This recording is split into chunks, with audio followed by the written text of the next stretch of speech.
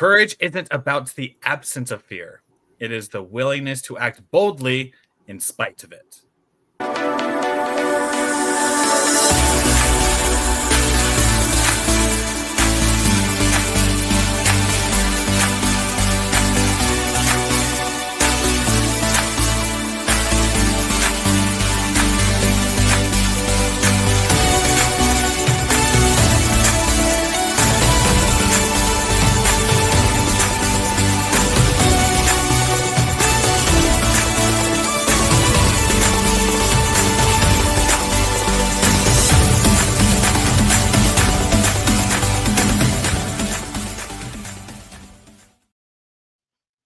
What is up, champions? Welcome to another episode of Champion Reads, where we talk about best-selling books and their best principles to help you out with your best life. I am your co-host, Willie Blake. I am here with the other co-host, Mr. Ian Sturmer. And today we're jumping into the last episode of High Performance Habits by Brendon Burchard. This is our 5th episode for this book, and it's we don't get 5 episodes out of a book often, but when we do, we know that it's a good book. So we went over several of the principles over the last several episodes that we did. We did Seek Clarity, the energy. We talked about the other two that are not popping in my head. So today we're going to talk about the wonderful develop influence, as well as demonstrate courage. The last 2 principles Brendon talks about. And I'll just start out with the story that came to my mind. So on Tuesday, I had the opportunity to be at a speaker showcase where I was able to give my 20-minute keynote. And I remember standing behind stage. There's a black curtain, and the wonderful Marianne Hickman was standing on stage being the MC. And before I came out on stage, I was behind a thin black curtain to where people couldn't see me, but I could vaguely see the audience. And usually what happens is I am a little antsy, my heart's racing, adrenaline pumping, but I felt very calm just standing there. And I thought about everything that had happened up to that point. I thought of all the mistakes that I've made, all the challenges that I had faced, the influence that I had, and that through it all, every single time, the thing I did not regret was that I showed up, that I had the courage to fight half the battle, which was showing up. And it's just amazing that when we talk about high performance, when we talk about these habits and the ability to reach goals and do it at an accelerated rate, it's amazing to me that really it comes down to when you demonstrate courage, it's never about the fear being absent. It's always about when you have the fear, still taking that bold action in spite of it being there. So I'll start off with that as we start the discussion. Yeah, I think you said, if there's no fear, then there's no courage. Courage has to have fear involved in it. Excuse me. And then you said something else about performance. Courage takes performance. You have to actually go out and do something. It actually takes an action going forward to have courage. You can't have courage sitting quietly in your chair at home. Courage requires you to take a step forward, to go out and do something. So I had years ago, I had a job interview that I went to. It was a sales interview, and I was a little bit more shy back then. And the guy giving the interview made the comment, "You seem a little bit shy. How are you going to do in sales and going out to talk to people?" So in my interview way, I said, well, when the situation comes up, I just, I fit the situation that I need. So he says, "Oh, so you chameleon." So I didn't know chameleon was a verb, but sure, yeah, I do that. So he said, "Okay, go talk to that person," as he pointed over, and there was another employee just walking down the hall. So at that point, I had to stand up, go over, and say something to this stranger who was just walking down the hall on his way to do something else. And Standing up was terrifying to me. From that sitting position to stand up and take that first 2 steps. But I really had no choice at that point but to take those steps, because I'm trying to apply for a job and the interviewer tells me to do it. But the 3rd step wasn't that bad. And the 4th step was fine. So it was that initial bit that took the courage to move forward. And then once the action was in play, it really wasn't that bad.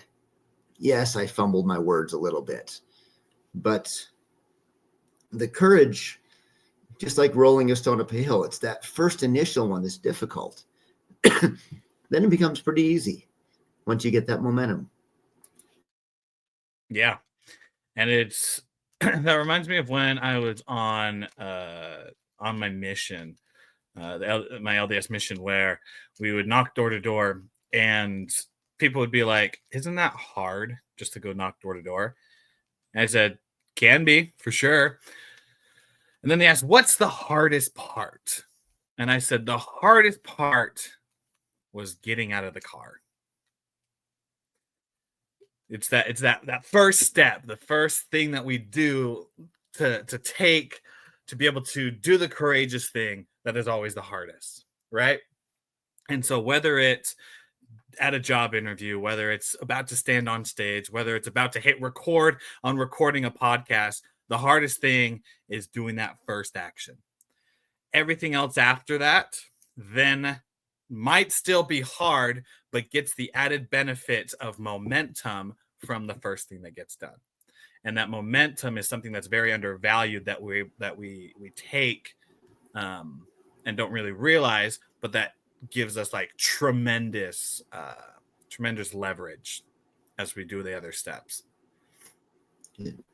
Yeah, I love that. So I'm gonna pose a question here, and I'll give a brief answer myself, and then I'll turn it over to you for it. Cool. How do you get that first step? How do you prepare yourself? How do you get the courage to take that first step, to get out of the car, to push that curtain to the side, to walk out? And I'm going to give my answer first, that you need to make your decisions before the situation arises. So if you practice in your mind, you visualize it, you build up your excitement for it, you prepare, whether it's preparing for the worst case scenarios. What do you do if you forget your words on stage? What do you do if somebody yells at you when you knock on the door? And go through those things ahead of time. Get that mindset. I think that gives you that courage so that when the action happens, you're ready for it.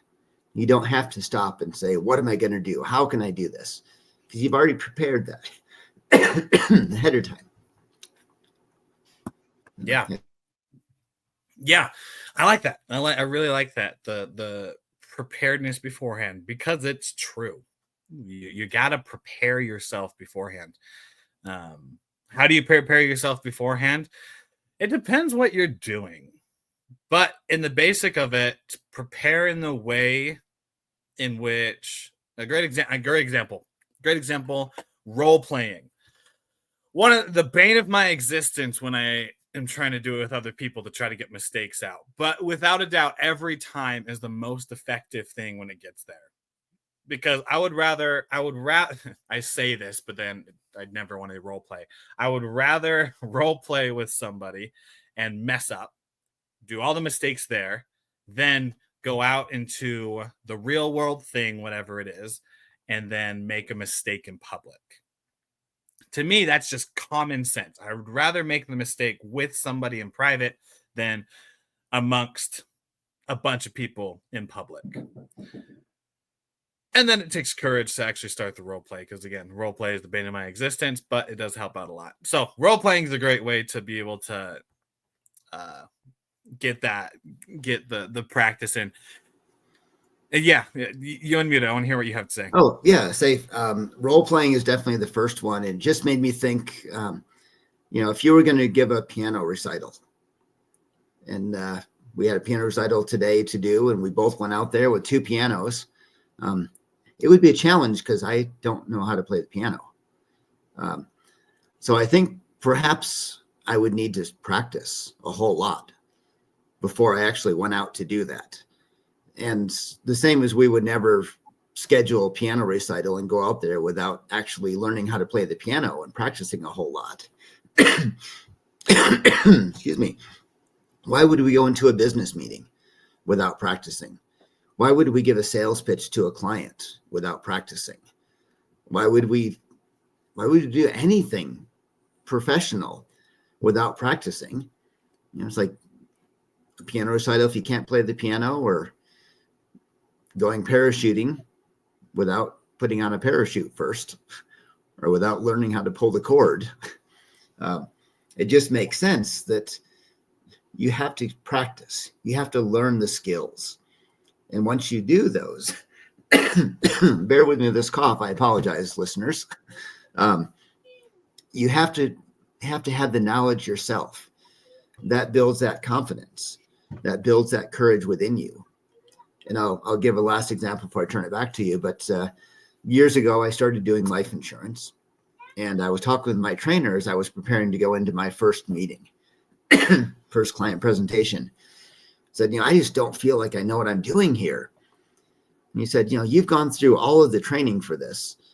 Just by the fact that you've gotten licensed and passed the licensing exam means you know more about life insurance than any client you were going to go talk to, period. I said, oh, wow, I guess I actually did know something about it.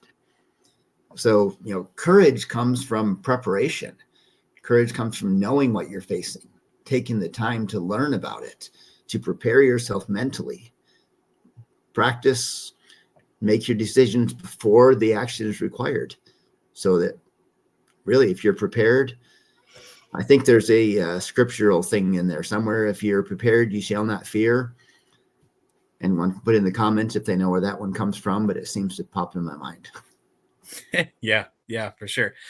A quote that I hear a myth that I hear often is that when we get there, we will rise to the level of the occasion. That has never happened to me. And I don't think it's ever happened to anyone. What the quote that comes to my mind is that we don't rise to the level of the situation. We dial down to the level of our preparedness. So if we are prepared, we go back to the level of how much we are prepared. So if we know, if we have researched and studied everything, and we go out and we get practice with it and experience with it, and then finally we get to the moment, the big showcase thing of when it's going to happen, our level of preparedness is right up with raising to the level of the opportunity, and we're able to shine and thrive, and it goes great. But if we just take it as another thing happening, don't prepare for it, don't get the stuff ready, well, then we're not going to raise to the occasion. We're going to fall back to our preparation. And so when a lot of people go out and they're just like, let's hit the stage, let's make this big event and opportunity happen. That is great. That is part of the battle. But I'd also say that the way to shine the most when it gets to that moment is how much effort you put into your preparation. Yeah, I love that. And if I can reword just a little bit something you just said there. Please. You will rise to the level of your preparation. There you go. I like that better than falling down to the level of preparation. Whatever you prepared for, you can rise to that level. But it's really hard to rise above the level of your preparation. Back to the old piano recital, if you prepare one piece to play, you're not going to rise to the level of suddenly playing another piece that you've never seen or heard. You can only rise as far as you've prepared. Yeah. And I think that's where courage is. You've got to know what you're prepared for, what's going to happen. I just keep coming back to it's all preparation. And I hadn't really thought about courage as just being preparation until we started this discussion. but I think that's what it is. You can push it a little further and a little further, but you've got to be prepared first. You've got to be putting forth the the effort and the work that's required to be prepared for it. I know I've tried to go up and give a short speech without preparing anything, or a short lesson or something, and it doesn't go very well if I don't take the time to prepare it. Even though I may have done them before, I've still got to stop and prepare before each one to be ready for it. So I don't know. I feel like I've kind of hit my whole thing about be prepared, the old Boy Scout motto. Then you don't need to worry as much. Yeah. Be prepared. Boom. Mic drop. That's it. We're all good. End of episode. See y'all later. You're right, Ian. I'm realizing it more too in our discussion, how much preparedness actually affects the courage that we are able to output. And I think a lot of it can go to when we are scared, there's the fear, and I think mostly the fear of the unknown. Because it goes back to that thing of like, we're not scared of the dark, we're scared of what could be in the dark. We're not scared of like what's going to happen. What's going to happen. The fear is the unknown of what's going to happen. We're not scared of heights. We're just scared of falling at a height if it happens, right? And so it's just like the fear of, when it comes to needing courage and doing these things, it's the fear of the unknown part. And so if we can take more of the unknown out, as we do with preparation, when we research, when we role play, when we interview mentors or watch things from coaches, and that takes more out of the unknown, which then lessens the fear impact, which then builds more courage, to where once your courage is above the fear, then you can just act out boldly with it. That was a very raw thought, so I'm going to leave it right at that. I like that. It's a progression of what we're doing here.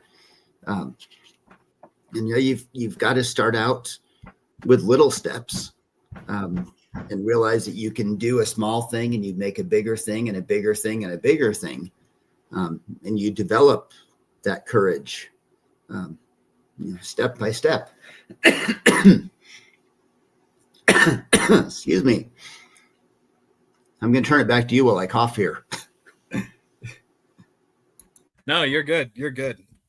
I think this would be a great transition, because we talked a lot about courage and preparation. Great transition for the last third of this episode to talk about influence, the other habit that Brendon Burchard talks about.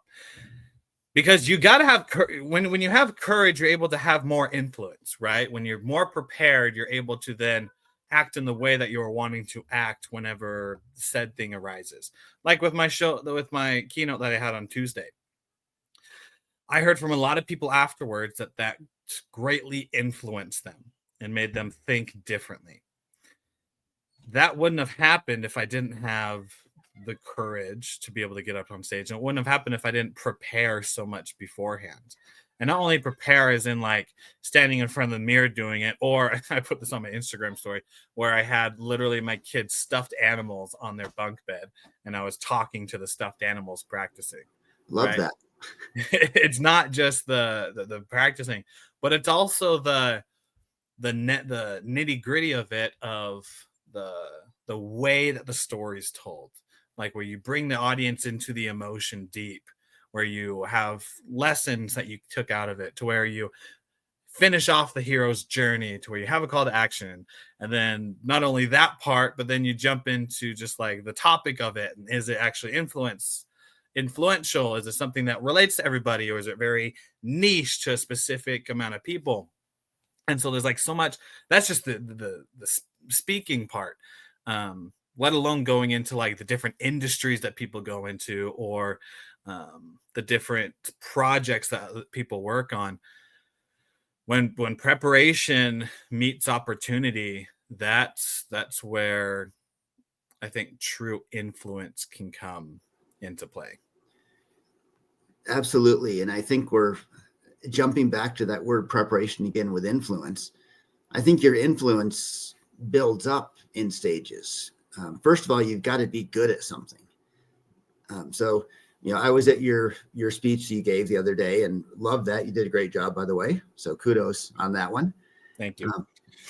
And it was a smaller stage, but you build up an influence with the people in that stage and the people there to be ready for the next one, because you've shown you can do it. You've got the confidence in your influence to be ready for the next stage with a couple thousand people out there. And I think that influence, as you meet with one level of people, and when I think of influence, I'm kind of thinking almost of a sales type thing or a consulting that a lot of us are involved in, and probably a lot of our listeners are in this sphere as well. If you're looking for a client, you're trying to build your sphere of influence. You don't immediately go and book a half-hour TV spot for an infomercial before you've ever landed a client, before you've ever done a sales pitch. I think you build an influence with the people around you, and that's going to it's going to give you the confidence you need, but it's also going to build that reputation that you have so that you can expand to a bigger one and a bigger one. It's the same as the testimonials we have on our websites and positive comments and likes that we have on YouTube and Instagram and these type of things. We build up this influence a little bit at a time so that we can go confidently to a bigger fish, so to speak, and be ready to say, hey, I can do this. This is what I've done. It's preparation ahead of time. It's building step upon step, but it's not resting on your laurels. It's not saying, I got my first $1,000 client or $5,000 client, so this is where I'm at. I'm always going to stay here. Yes, no, I got a $1,000 client, so now I can go pitch my $2,000 client. I got my $2,000 client, now I can go pitch my $10,000 client. Got my $10,000 client, now I can go pitch my $100,000 client. And once I get my $1 million client, I'm ready to sit back and relax. But until then, I'll keep working at it. Yeah. Yeah, and when I also think of influence, I think of like there's two sides of it. Influence doesn't always mean good. Like we talk about influencers on the internet some of the times, and we're like, they're not always good influence for our kids. Ian, you and I both have kids. They're not great influence for our kids. I'd probably say most of them aren't good influence for our kids because they're mostly trying to influence in a different way than we value. Sadly, yeah. Yeah, sadly, yeah. And so it's like when it comes to influence, there's a great power that comes with it. Ian, I don't know if I was talking with you or I was talking with someone else. No, I was talking with someone else. And they asked me about, maybe it was you, about coaching. And they asked, like, is it like how great is coaching? And obviously it's fantastic. And they said, what's one of the downsides of coaching? And I got very real with them for a moment. And I told them that when you take on coaching, success life coaching, anything of that niche, you are literally taking the lives of people into your own hands. Because when people want you as a coach, they are going to listen to the things that you say. And if the things that you say are things that might be detrimental to them and then they act on it, then you are very liable for what happens. And so when they asked me about the downside of coaching, I said, I am literally putting the lives of people into my own hands. And that's why I don't think many people are able to take on real coaching, is because they don't realize the extremity of what coaching actually is, because you have of great influence on these people. But the people who rise to the occasion and who still want to, despite that being in there, those are true individuals who are creating influence, good influence for other people, because it's a real thing. It's a real thing that's out there. But when you take it seriously and truly still want to bring light, bring the sparks, share your candle with other people, then it's the other side of it is also outstanding in the results. Yeah, that's a hugely important point you're bringing up there, and glad you brought that one up. So after the speaking event you were at, I was talking with one of the vendors who was there, and she has a company which helps to train coaches, and we got talking a little bit about that. And I've met a lot of life coaches whose pitch is something like this: I struggled a lot in life and now I'm happy, so I'm here to teach other people how to better their lives. Thought, well, that's nice, but are you really qualified to do this? Maybe you should take some classes and learn some real strategies, some effectiveness that's been proven to help move people forward. And as I talked with this lady about what she did and really the need to have some certifications for some of these things, there's a big part to it. You've got to be, I'm going back to prepared again. If you're going to take that influence you have on someone, there's a responsibility that you take upon yourself. A simple thing, if you're going to charge somebody to come listen to your piano recital, you better have learned to play the piano and be good enough to charge that. If you're going to take control of somebody's life, and maybe take control is not the right word to use for that one with coaching somebody, but you're going to help them with their life, you've got a potential to do great harm when they put that trust in you. So along with developing influence, and I'm going to equate influence with trust to a certain amount here. As you build that influence, you build that trust, you better have the wherewithal to back up what you're doing. You better have the actual skills that you say you are.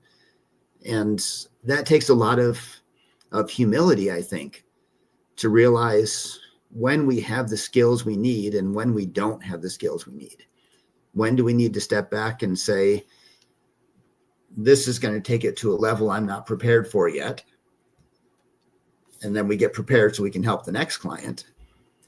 But there's a courage in stepping back from our level of influence as well sometimes. And I may be going the opposite direction. At least I had planned on talking about this, but courage can be the courage to step up and say yes, and the courage to step back and say no sometimes. Yeah. The courage to say no. One of the speakers that were there, her name was Nicole, and she said something that really stuck out to me. She said that no is a full sentence. And I love it because no truly is a full sentence. When we say no to something, that should remain definite, right? If we say that we don't want something, let us not want it. Let us not try to be convinced otherwise of us not wanting it. It goes back to the saying of, it's like higher fat. No, I'm thinking of a job thing.